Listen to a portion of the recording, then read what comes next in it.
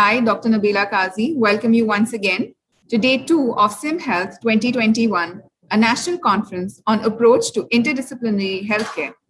It is indeed a good morning to learn a little more about saving a life. Without much further ado, let's dive right into our first session for the morning on COVID-19 vaccination, myths versus facts. As COVID-19 vaccine programs continue to roll out globally, we're seeing the myths around the vaccine also increasing. Unfortunately, there has been a lot of misinformation surrounding the vaccines and their development. When deciding whether to get the vaccine, it's important to separate myths from facts. To brief us about the facts and myths on the vaccination, we have amongst us Padma Shri Dr. Raman Ganga Khedkar Sir as our first speaker for the day. Dr. Ganga Khedkar worked in several fields after completing his MPH from Johns Hopkins University, Baltimore. Sir worked in the National Institute of Nutrition, Hyderabad, and in the National Institute of Immunohematology, Mumbai. In the early 1980s, he began researching HIV/AIDS at a time when the knowledge of the disease was developing. He worked with the National Institute of Virology and National AIDS Research Institute, Pune. He continued to work in the public sector in HIV/AIDS and was active in developing national policies and patient empowerment. Along with research, he worked with patients at the government-run Kotnis Clinic in Garikhana, Pune, serving disadvantaged HIV/AIDS patients. After nearly 2 decades, he became director in charge of the National AIDS Research Institute. In 2018, he was appointed head of epidemiology and communicable diseases wing of the Indian Council of Medical Research. In his 2-year stint with the ICMR, he was active in handling the Nipah virus outbreak and the 2020 coronavirus pandemic. Sir was awarded the Padma Shri, that is the 4th highest civilian award in India, for his service and research in HIV/AIDS. Dr. Ganga Khedkar has been the former head, Division of Epidemiology and Communicable Diseases, Indian Council of Medical Research, New Delhi, and is currently the Director National, AIDS Research Institute, Pune, mentor at the National Data Analysis Plan, that's NACO, and chairperson for the IEC at Symbiosis International University. I extend a warm welcome to you, sir. We have amongst us Dr. Rajagir Rudikar, sir, who would like to say a few words. Good morning, Dr. Raman Ganga Khedkar. Good morning, all the delegates and the esteemed speakers who are going to adorn today's sessions. Dr. Raman Ganga Khedkar, it's a pleasure and delight to again interact with you and to learn from your wisdom and vast experience in handling the coronavirus. As Nabila rightly said, there have been umpteen questions brewing in our mind regarding which vaccine, when to take the vaccine, what vaccine to take, what are the serious adverse events, what is the common man got to know about the efficacy, the potency, and so many other things, and the myths and facts, more fallacies rather than facts about the vaccine. Today's patient is Dr. Google before he reaches out to you. So he is Googled on a lot many things and interneted, and this netizens of tomorrow or today rather are probably more knowledgeable than the what they should be, and they come up with questions which we are duty bound to answer, which come under the right patient's charter of rights. It's indeed a pleasure to have you. This is one title which you would like to have as a Punekar, because you are now settled in Pune, and the CG Pandit chair professorship conferred on you by the central government is ample testimony to your standing in this field of immunology, vaccinology, and research in general.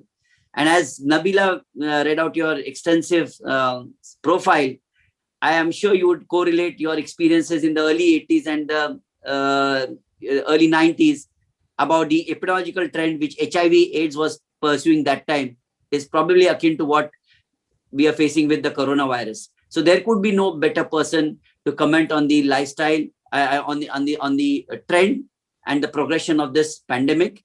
And I'm sure we will go out much the richer and less confused, but having more clarity after your talk. Thank you so much for honoring our invitation. And I know you run a crazily busy schedule, and despite that, you've agreed to come. Thank you. Thank you, Dr. Raman. Namaskar.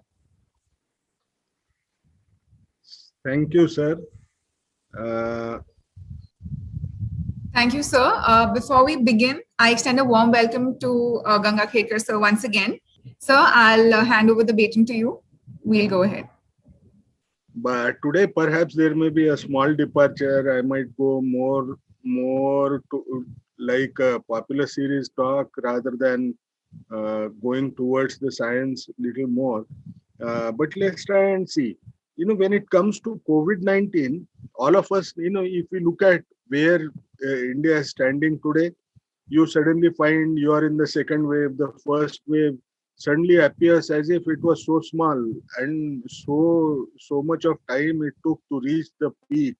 But here we are moving in a manner which is dangerously perilous, and the result is it is putting up a lot of strain on healthcare system, and the effect which we are seeing is the entire death rate, the daily death rates have increased dramatically, including the hospitalizations that tend to occur. Most of the places you find hospital beds are not available, and even the supplies are becoming difficult to maintain. Now, why did we need a vaccine against COVID 19?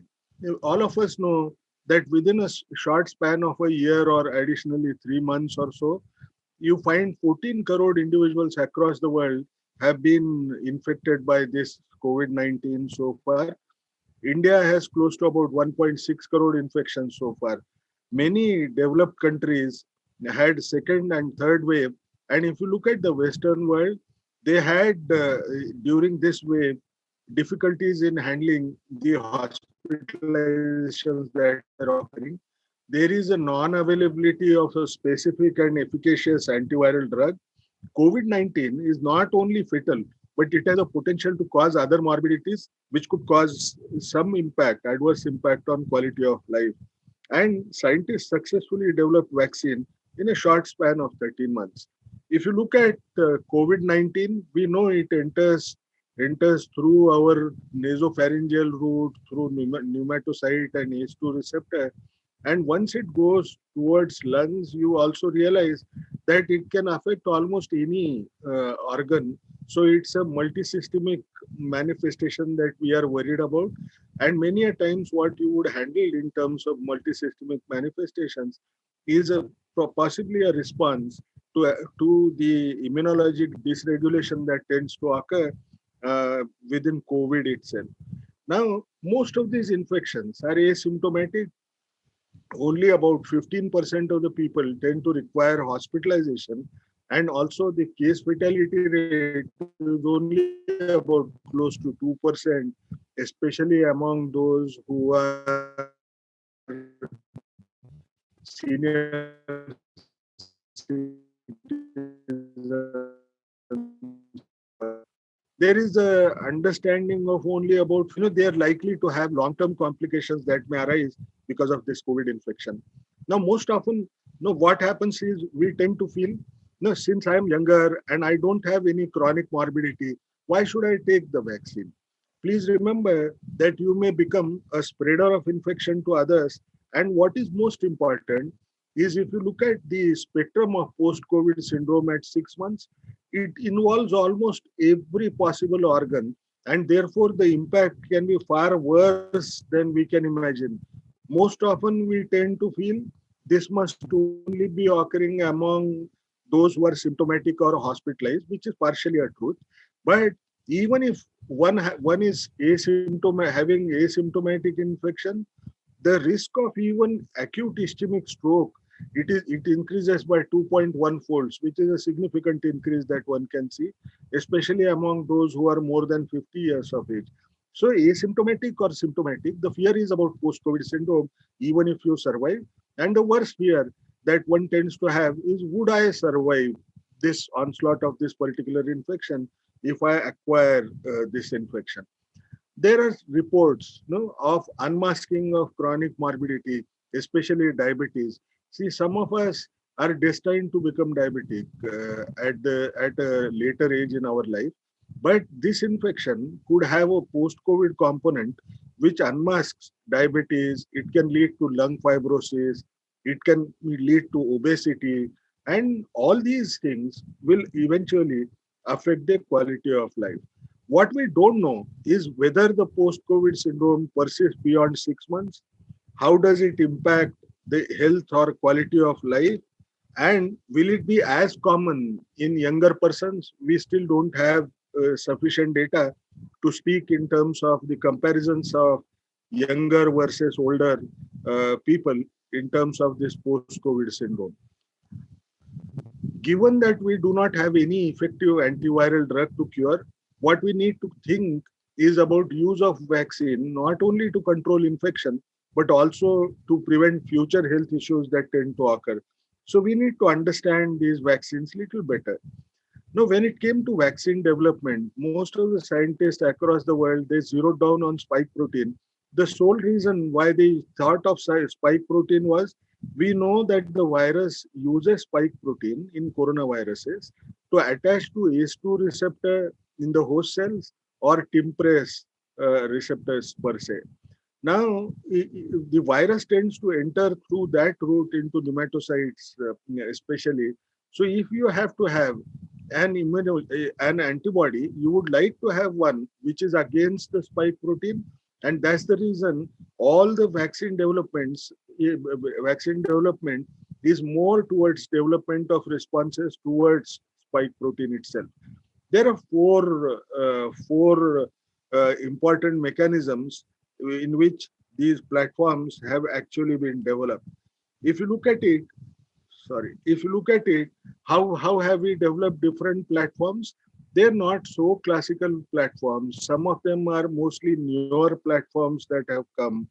Now, if you look at how things happen, if I want to produce protein, earlier, we were only using either live viruses or whole inactivated virions to produce antibodies against against proteins of interest.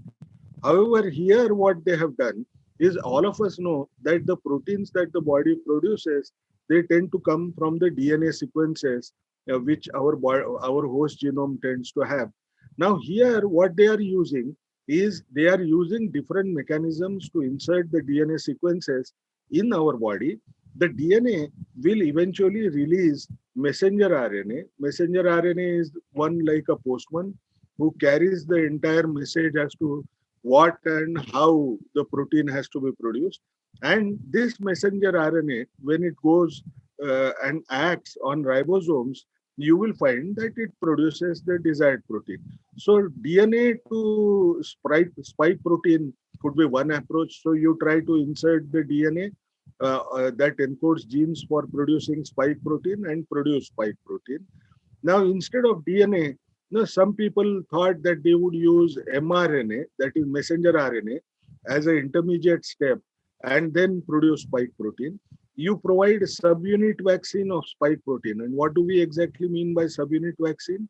Instead of giving the complete spike protein, you break the spike proteins into those which have stronger immunogenic value, and you try to encode these sequences in these subunit proteins into your vaccine, which is called as subunit vaccine. So essentially you would have small fragments of spike protein which go into subunit vaccine, and there is one whole inactivated virion which you can always put in to ensure that it not only reacts against the spike protein, but other proteins that may be present in the virus as such.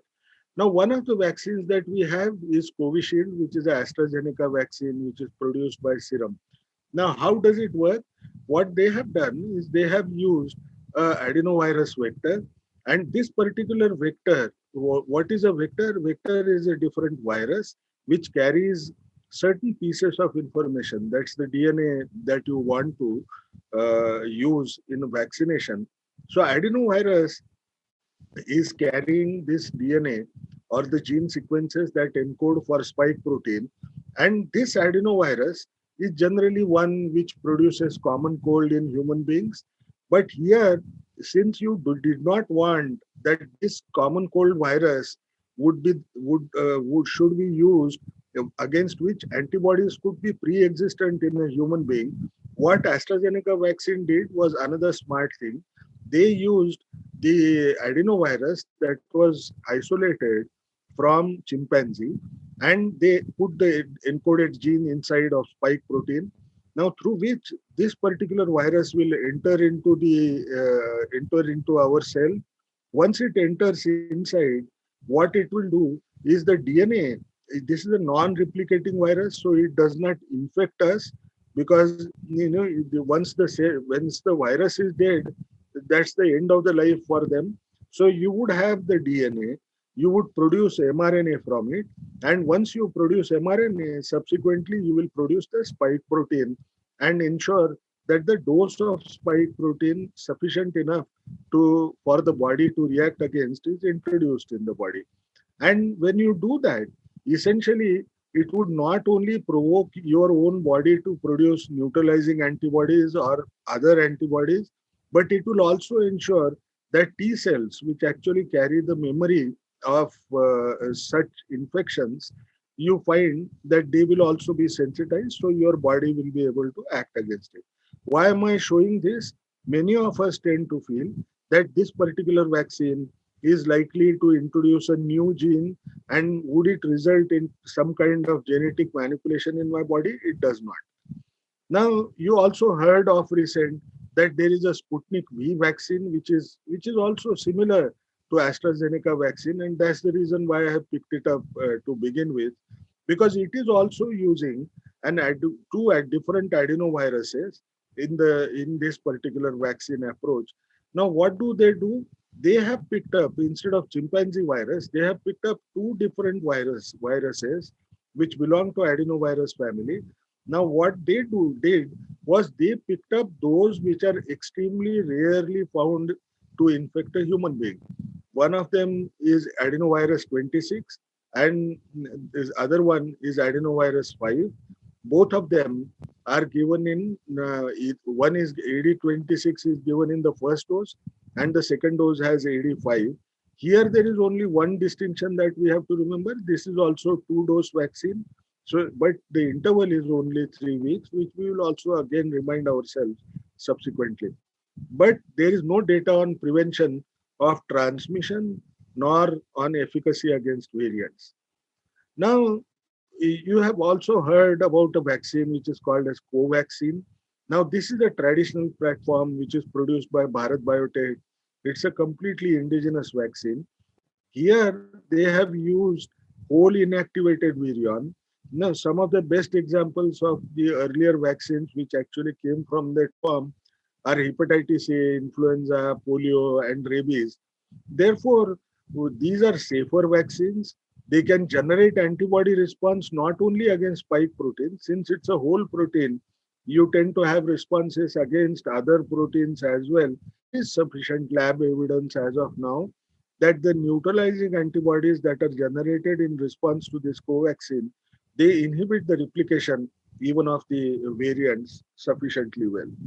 The other new vaccines that are like under development are Novavax, Zycov-D, that is from Cadila, it's a DNA vaccine, J&J, which uses adenovirus 26, Bharat Biotech's nasal vaccine, and Premas Biotech's oral vaccine. Now, where are we with respect to early interim results that we have so far in 2021? We know that Pfizer and Moderna, which are mRNA-based vaccine, the vaccines which use postman-like messenger RNA to produce these particular spike proteins, their efficacy stands out higher. It's close to about 95%. However, since this is the mRNA vaccine, mRNA is extremely unstable towards higher temperature. It needs specialized temperatures like -70 and -20, which to some extent the manufacturers have tweaked as of now. When it comes to AstraZeneca and Sputnik vaccine, their efficacy range is also similar. However, these can be stored at room temperature and can be provided. Bharat Biotech and Sinovac, these are inactivated vaccines. They tend to have very protection, and the efficacy could be ranging up to 80%. The Chinese vaccine, unfortunately, has multiple reports of efficacy which may range between 91 to 50%, but all of them can be stored at room temperature. Now, what is also important for us to understand before we look at the myths and issues around that, No, that what do you expect from the vaccines when somebody desires to provide a vaccine? No, it may protect you from severe disease. It may protect you even from mild disease. It could also protect against secondary transmission by reducing the viral shedding and having a lower viral load. It may protect you completely from SARS-CoV-2 infection, acquisition of SARS-CoV-2 infection. Now, this can only happen if you have the secretory IgA, immunoglobulin A, in your nasopharyngeal mucosa. This gives you a boost to mucosal immunity, and that's how you stop this infection right there. Where are we with respect to the current vaccines? We are essentially protecting against severe disease or death. How much is the protection? When it comes to protection against death, it's close to about 100%. When it comes to protection against severe COVID disease, and if you look at effectiveness, it comes to around 80 to 90% of effectiveness in terms of reducing the incidence of severe COVID disease. Despite this, there is a huge vaccine hesitancy and perhaps reduced community acceptance. This may be most often because of myths and misconceptions that tend to prevail in the community. So let us look at those myths as of now. Normally, vaccine development requires about 10 to 15 years period. And then now you find that within a year's time, at least two of the vaccines were approved by US FDA, which is known as a stringent regulator. But then it passes a different message to the community. It starts talking of, I think something is wrong. No, I don't believe in this particular vaccine, because how did they compress this period by more than 10 to 15 folds in such a short period? I cannot expect a quality work that could happen. You know, why do we have such a concept in our mind? You look at different viruses against which we have produced vaccines. You will find when it comes to polio, Ebola, HIV, SARS-CoV-1, MERS, we took either very long time, which ran into almost decades, to produce vaccine, or against some we failed in providing vaccine. But when it comes to SARS-CoV-2, we have provided in 10 months' time. How did this happen?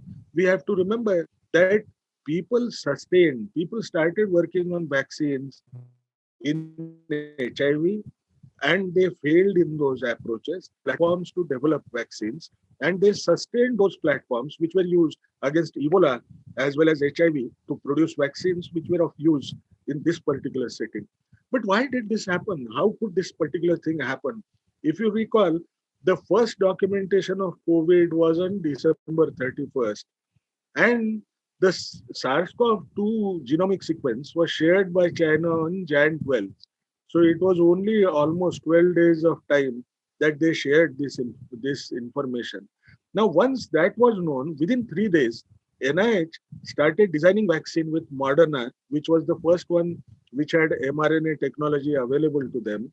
And you find that Moderna started the phase 1 and 2 trial after development of this particular vaccine, undertaking animal studies, and then subsequently in phase 1 and 2, and they published their results within 3 months of time. And if you look at it, that Moderna perhaps actually delivered the results sometime in November 16 of their phase 3 trials as such. But you look at, interestingly, Pfizer, we started late. It started on May 2nd, and they started phase 3 trial perhaps the same time in July, along with Moderna. Their data was released sometime in November, and they were approved emergency use authorization on December 10th. Why could this happen so fast? That was mainly because the clinical trials took lesser time. The incidence was extremely high. Like what we have today, you find that today, if you do a clinical trial, perhaps you will finish it in a very short period of time for going for interim analysis, because the number of infections tend to be extremely high. That's how they compress these timelines. Have they bypassed any of the processes? No, they did all the lab studies, animal studies, and did clinical trials in parallel. No, when phase 1 goes to phase 2A, or phase 2B, and then you straight away go to phase 3. Those parallel adaptive designs were utilized, where interim analysis that was planned was based on number of breakthrough infections that would occur during that particular period, and what would be the minimum number that they would require in order to interpret whether this vaccine could be actually approved after interim analysis per se. So they have actually not bypassed any of the processes. What about the side effects? Can I trust their data? These being newer platforms, and also most importantly, that the duration of clinical trial was short enough. Now let's try and look at what are the side effects that you might see. There are likely to be local and some systemic side effects that you might see that could arise immediately after taking vaccine. 60% of the people may say there is tenderness at injection site. Some of them may say they have fever, headache and tiredness, muscle aches, and also joint pain and chills are also common symptoms that you by and large see. But these can be taken care of very easily. They tend to disappear within 2 days' time. And what is important is you just need to take paracetamol to take care of these particular side effects. Bharat Biotech vaccine tends to have lower side effects. Only 7% of the participants had these side effects, and therefore these side effects are also fairly mild, and therefore there is nothing much to worry about. But when it comes to serious adverse events, we must realize that most of us are adults. These vaccines are being provided to adults. Adults are not used to taking vaccines. Vaccines, by and large, is an issue that is related to childhood immunization. So people worry about anaphylaxis, transverse myelitis, the development of autoimmune diseases, perhaps antibody-dependent enhancement. Now, are you likely to see these kinds of rarer side effects which occur in more than 1 in 1 lakh or 1 in 10 lakh kind of frequency in a phase 3 trial? Perhaps not. Even if we would have done complete phase 3 trial, we would not have been able to understand about them. There is a new side effect which is called as cerebral thrombosis, which has been associated with AstraZeneca's Covishield vaccine, and that has resulted in Denmark and Norway stopping it. And majority of the European countries have used a different cutoff below which they don't want to give this vaccine. Perhaps what is important for us to remember, is this likely to happen in India? Perhaps not. One must remember, even in Europe, the background rate is similar. Perhaps it is something which is bilateral relationship with UK, since the vaccine has been developed in UK, and some kind of anger that they did not supply the dosages in adequate number, though this occurrence of these events is seen in many places, but the frequency continues to be lower and is similar or perhaps lesser than the background rate that tends to exist there. Are these vaccines akin to gene therapy? No. As we understood earlier, the current vaccines are vector-based, mRNA-based, or subunit vaccines, or whole virion, which is almost killed kind of a vaccine.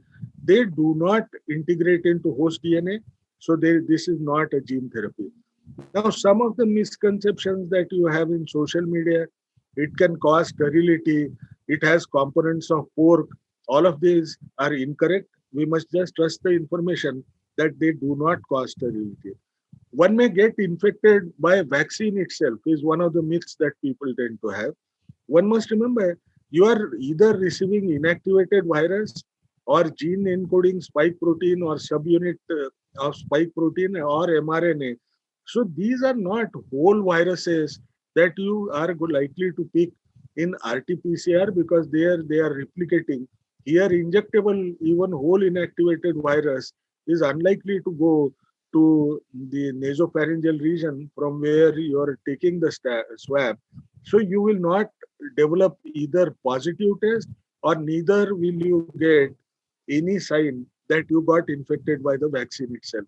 I don't need the vaccine as I was infected in the recent past, a misconception that people tend to have, but you definitely need that one of the reasons is the antibodies that you develop after natural infection tend to get reduced by within 4 to 6 months time. We do not know enough about T cell sensitization, how robust it is, and vaccine induced immunity is likely to last longer and uniformly enough. If one had COVID or received convalescent plasma recently, one needs to wait for a period that could be as long as 3 months, because you would like to see that these IgG antibodies are destroyed by our own body.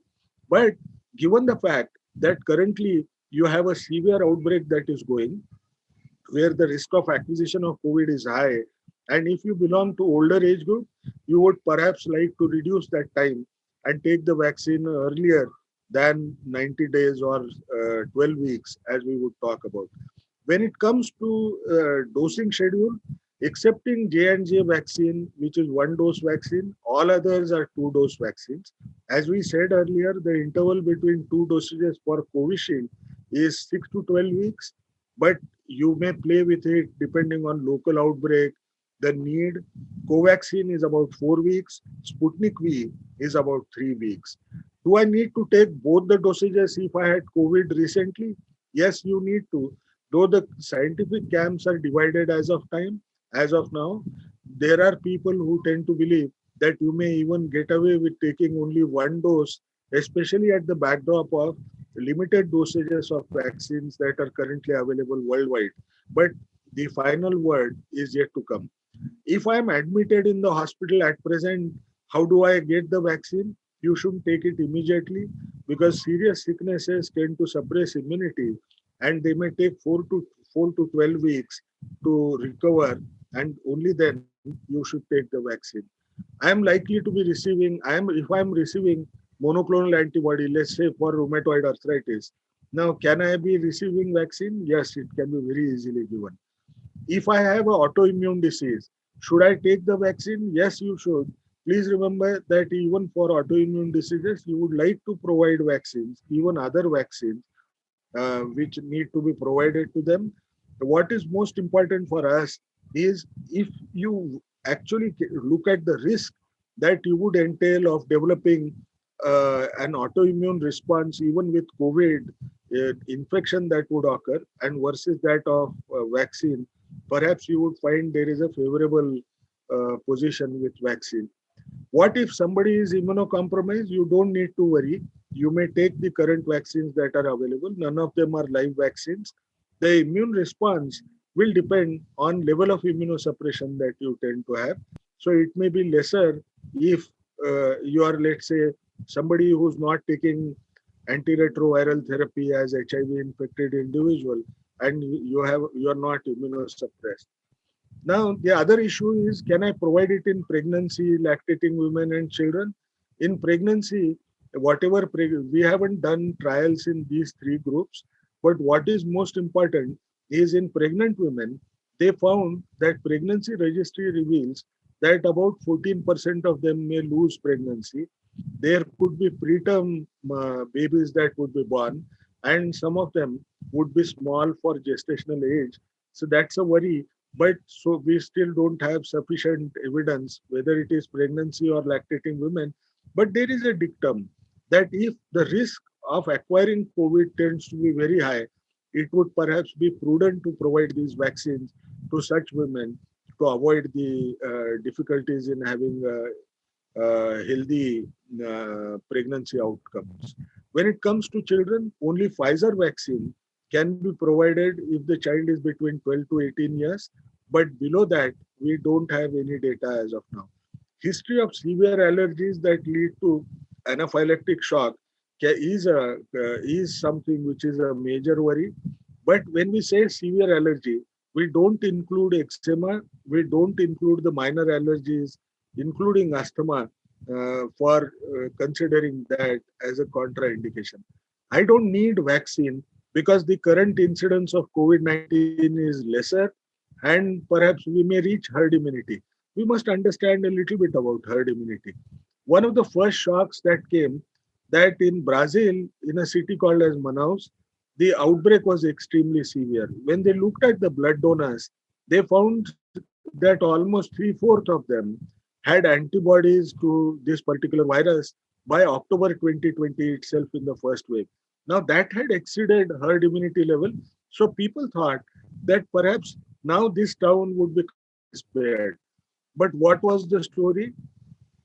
The shock that came was with the development of mutants, and they found that they had another severe outbreak, which was actually rapidly going up.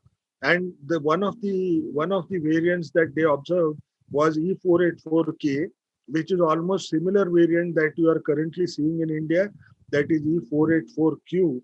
And that escape mutant challenged the antibodies in such a manner that breakthrough infections could occur, even if they are milder.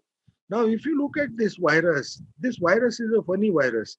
No, the virus tends to mutate slowly. It's almost 4 times lesser when it comes to the influenza virus at which it would produce mutations, and 2 times less compared to HIV. But that the sole reason that caused this worry is the fact that the enzymes that the virus uses to reproduce are error prone, and therefore the more the virus replicates, the higher is the mutation. Now there are two implications of this. One, if the virus stays in the human body, it tends to stay there for 2 weeks time. So the number of times that it will reproduce, the more mutations it will acquire. But once the person is dead, no, there is nothing that is going to happen, and no mutations would be a threat for all of us. But why is it that mutations are being seen? Because the virus tries to outsmart us. It jumps from one individual to another individual so that it can carry these mutations to the other individuals. So high incidence of infection is one of the most important reasons why you tend to develop mutations or variants. What is important is, though it was unlikely that SARS-CoV-2 would have had produced effective mutations, but it did, and it did because of high incidence and certain irrational prescriptions that we provided. What would happen if somebody develops mutants? No, what would mutants cause? No, they are going to enhance transmission efficiency. Most often, they may impact disease severity and make it less severe, because a severe infection causing death is a death sentence for the virus also. They may affect diagnostic tests. They can impact protection from natural infection or vaccines, so you get breakthrough infections more commonly, and can reduce the utility of monoclonal antibody for preventive therapy. There are currently about 6 different mutations or variants of concern, as they are called, which have become important. Unfortunately, one of them, which is perhaps getting more attention now, is from India, and this is called as B1.617. Now, if you look at these variants, two of these variants, that is the UK variant and Brazil variants, Californian variant, they have higher transmissibility. We still do not have sufficient data from India to say whether transmission efficiency is higher. And some of them are likely to evade the immune response that comes from vaccination, especially the Brazilian variant and perhaps the Indian variant. We still do not know sufficiently about them. What happens to the efficacy of vaccine? It tends to get lower down. The evidences are there for South African variant that it tends to reduce the vaccine efficacy, and in certain vaccines it goes to less than 50% against the what you would achieve in wild type virus for Novavax and Johnson & Johnson, which was done in South Africa, and AstraZeneca has also got similar data as of now. Now, what would happen if I develop rapidly transmitting variants? Earlier, we used to think that herd immunity could kick in between 58 to 74% of seroprevalence, that is 58 to 74% people, if they are exposed to this infection. The current new variants are going to challenge that, mainly because the vaccine efficacy tends to go down. So what would it mean for herd immunity? One, you rapidly scale up for vaccine coverage. your herd immunity has to go over 90% because of these variants where reduced efficacy of vaccines is one of the issues. So what would eventually happen if variants are going to keep on coming every time wherever there is high incidence? You will find it would become something like a marriage. No, today you may immunize population with one particular vaccine, but by the time you finish it, there will be a different set of variant which will challenge the vaccine. So it will continue to remain a marriage as of now. There will be newer vaccines that will come. People are generating modified vaccines to ensure that sterilizing immunity could come. And even if a variant of this kind comes up, which is likely to pose a challenge for the vaccine, the manufacturers are going to modify their vaccines and they would require a time of only about 3 months to produce a newer vaccine. Now, in India, we have healthcare workers, frontline workers, and persons above 50 years of age and comorbidity. They were prioritized earlier because the risk of death was very high among those who were 45 years plus. But recently, looking at the outbreak that we had, the severity, the government of India has expanded the scope for anybody who is over 18 years of age will receive vaccine after 1st of May. How long does this protection last? We still don't have robust data. 11 months is for sure, but it is possible that annual vaccine boosters may be required with newer variants. When it comes to how is our performance, if you look at number of COVID dose vaccines that we have administered to people, we rank third because our numbers go to right up to 13 crore plus. But when it comes to a proportion of population that has been covered with the vaccine, suddenly you find that we go at the rock bottom because our population size is extremely high. Now, if we go at the same rate, what would happen? Today, if you actually calculate the same, India would be able to cover its 75% of the population with vaccine by June 2023, which would be too long a period where perhaps newer variants may come and you require rapid scale up of vaccines, and that's going to be one of the major challenges that we will have to handle. In response, what is most important? People have to ensure that vaccine hesitancy goes down. But our biggest challenge has been with the social media. In response to the urgency and delays that were there in publication, what started was preprints business, where before the paper is accepted, preprints became available. They were not peer reviewed, but they became available for people to read. What becomes worse is the fear was so high and the number of publications are also so high. People, because of fear, even a lay person started reading about these particular papers and draw their own conclusion. And naturally, once you draw conclusions, you tend to pass off through social media, and that has impacted us the worst way. Because when you listen to, let's say, a story of one person succumbing with a side effect, we do not know the denominator, and therefore handling social media, reducing its adverse impact is vital for all of us. Even if you are vaccinated, do I use COVID appropriate behavior? Yes, you must, because you will protect you. This particular mask is going to protect you against any emerging variant. We also know that vaccines can reduce the risk of secondary transmission only by about 30%. As of now, based on the studies that they are there. But if you want to reduce the risk by 70%, to your secondary transmissions occurring within the family, perhaps what you will have to do is use the mask. Shedding virus still continues, so we cannot believe that we may not become spreaders. And what is worse is some of us may continue to be non-responders and therefore we are not protected. And what is also important, it adds to the prevention of other respiratory and viral diseases. Is there any light at the end of the tunnel? Yes, there is. You have 220 second generation vaccines and effective drugs.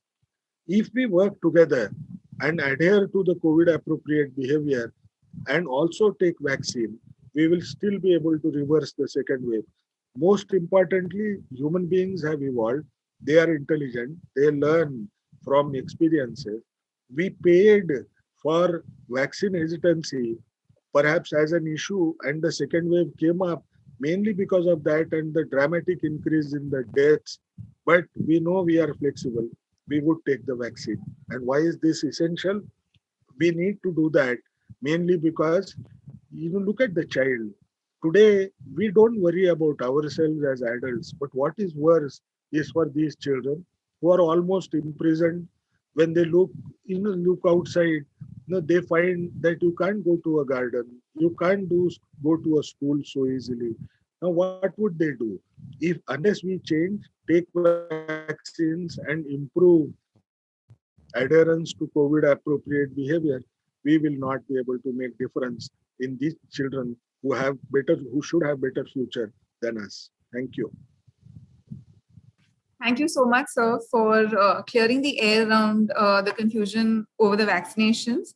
As healthcare professionals, I'm sure most of us have already taken our vaccination. The others, however, I hope after this session they will take it too. We have some questions for you, sir. We'll begin with the first one. It is with the mutations that have been coming up. Latest studies show that mutated viruses go undetected in a routine RT-PCR test. In that situation, sir, how does one go about finding a bed in a hospital? Because without a positive report, they're not going to be admitting you. So if you have comorbidities at that point, how do you go about this? Right, so far, this is another myth, but it was unrelated, so I kept quiet. See, in India, you need 2 genes to light up out of 3 in our diagnostic test. Right. When it comes to mutants, which mutants would be undetected if there is a major mutation that occurs in spike protein. But so far, such mutations are almost not seen across the world. So there is no reason for us to worry that a diagnostic test is going to miss this. However, people are keeping watch on it. So don't worry whether your RT-PCR test could be negative, though it may be false negative because of its own inherent issues related to sensitivity being only 70% of this gold standard. So don't worry about that. When you hear about delays in admission, perhaps one reason why they get delayed is the RT-PCR capacity throughout the country is limited in every city. So they are finding a huge role, a huge capacity issue. So they are taking their own time. The turnaround time has become longer. So judicious use of rapid antigen test and among symptomatics, if you follow it up with RT-PCR, if it comes negative, the first test, rapid antigen test coming negative, perhaps we will be able to overcome the issues in terms of undiagnosed people requiring admission.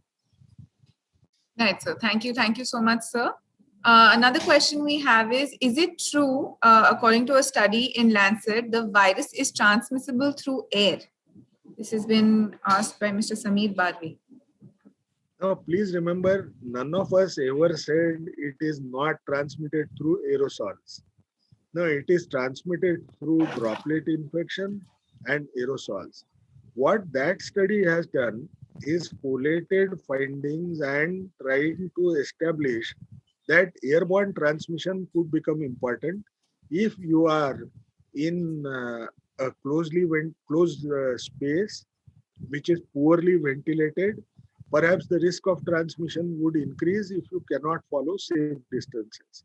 So aerosol transmission is known, but this doesn't necessarily mean that it is that the virus is present in the air. So if I am sitting alone in my room, I don't have family, I am alone. No, would I receive this infectious dose from the air that I breathe? You will not, unless you are exposed to somebody and you violate all the rules. You will not be exposed to this particular infection. So you don't need to worry, because this is one issue that is making people worry whether they should even walk on the road because they don't know the other person may be having infection. But don't worry in that manner. Right, sir. Thank you so much, sir. Due to paucity of time, we will stop with the questions here. However, the other question that we have from the delegates, I'll make sure they reach you, and hopefully we'll get to see you soon, hopefully in person sometime soon with all this COVID happening and getting better. And thank you so much once again, and take care, sir.